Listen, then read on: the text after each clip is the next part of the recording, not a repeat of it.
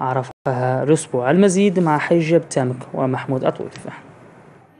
تميزت فعاليات الأسبوع الثقافي الأول للمرأة والمنظم من طرف المكتب الإقليمي للاتحاد الوطني النسائي بأسزاك بالعديد من الأنشطة الفنية ومسابقات ثقافية وندوات دينية وعلمية تتمحور حول قضايا واهتمامات المرأة. الحفل الختامي الذي تخلته مجموعة من الفقرات من أناشيد وأغاني وتوزيع بعض الجوائز على النساء. مر هذا الأسبوع بخير وعلى خير، ونال الإعجاب ديال شريحة كبيرة في الوسط النسائي، لأنه استهدف مجموعة من الأنشطة اللي قامت بها المرأة من رياضة وثقافة. لا يتشكر الجمعية